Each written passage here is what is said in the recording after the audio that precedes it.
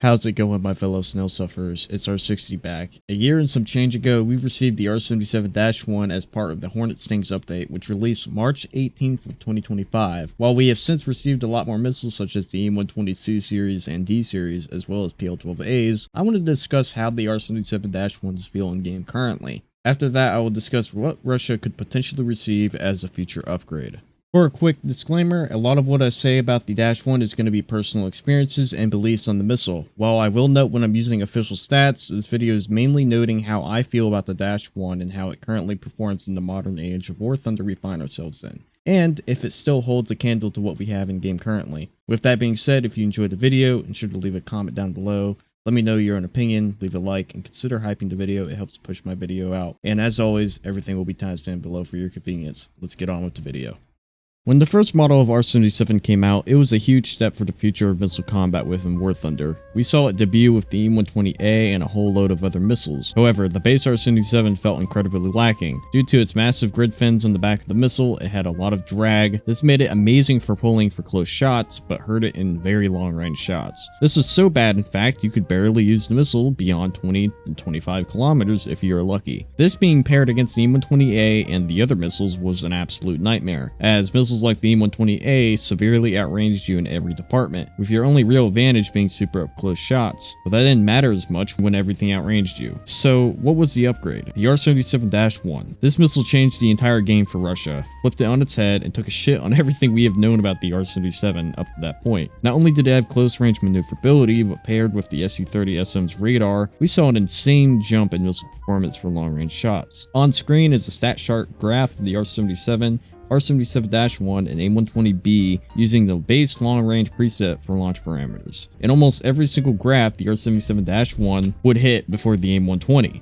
And when it came to 20 kilometers or less, the Dash 1 would almost 100% of the time beat the 120 to its target. The true advantage of the 120 were the platforms they were on. The 120 used on things like the F-15E or the Eurofighter, which gave it a huge speed increase over the Dash 1, which we will get to in a moment. Remember how the Dash 1 was a huge upgrade for Russian top tier? Well, how does that stack up today? I believe it's still good, however, there are some major issues present with this missile. Starting with the launch platform, the problem the Dash 1 has going for long range is aircrafts that are opposing it. The F-15E or the Eurofighter have insane speed and altitude. This allows them to sling the AIM-120 at much farther ranges than the Dash 1 could ever get to. The launch platform of the Dash 1, being the SU-30SM or SM2, heavily holds the missile back. You can hit those high speeds, but you cannot easily reach the speeds of those opposing aircrafts. And by the time you do, the initial joust is likely already over. Another problem is the lack of GNSS. INS drift does indeed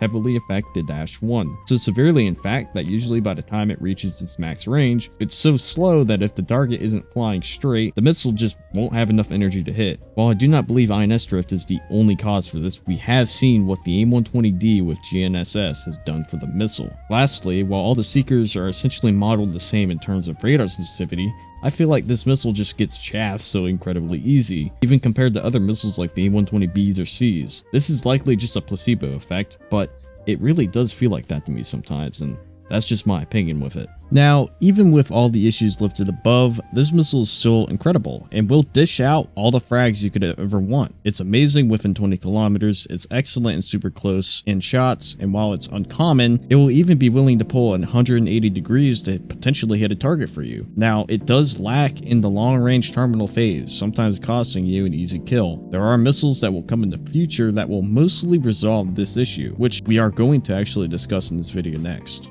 When discussing the future Fox series of War Thunder, there are a couple that come to mind, both of which heavily negate the terminal guidance issue the Dash 1 tend to run into. However, we will only be discussing one here as I have a video planned for the other. The R-77M is the modernization of the R-77 Adder series and built specifically to fit internally on aircrafts like the SU-57 Felon, but was also built to maintain compatibility with aircrafts such as the SU-35. It is considered a complete overhaul of the original R-77 missile. Due to this, it loses the massive grid fins we are used to on the older R-77s. This missile also employs dual pulse technology. If you don't know how dual pulse works, it is a system that features a single rocket engine with 2 separate propellant batches, ignited at different times, which helps the missile massively conserve energy during early flight. Then, will reignite the second time near the target. This helps a lot in the in-game terminal guidance, as it gives the missile a little bit more speed to work with overall. Now, you may think this missile is far away from being added to the game. However, I'd like to remind you that we received our first ever dual pulse missile in the game, that being the Derby ER, launched from an SPAA. With that being said, that means Gaijin is actively experimenting with dual pulse based tech on missiles, which could mean that we are actively getting closer to the potential addition of missiles like the R-77M.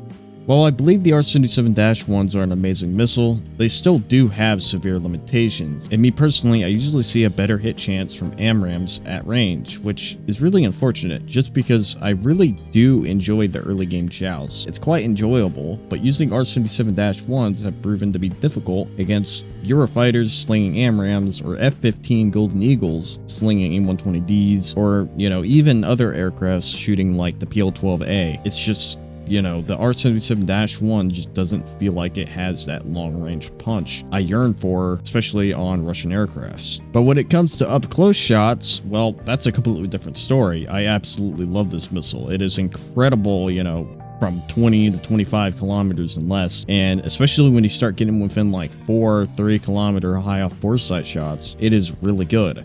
Not as strong as the Micah M, obviously that has thrust vectoring, and I don't think you're going to pull off shots like these with the R-77, but it's still incredibly good up close. So it's kind of like a mix, it's really, really good up close. It's just that long range punch, as I said, just isn't really there for the missile. And I don't know, hopefully something comes eventually. I don't want it rushed though. Obviously I want balance. So balance is my top priority here. That's all I have for you guys. If you enjoyed, consider hitting that like button, leave a comment down below of your opinion, and consider subscribing. It means a lot to me, and we are slowly pushing our way to 3K subs. As always, I hope to see you in the next one. Have a good one, my fellow snail sufferers. Stay safe. I'll see you in the next one.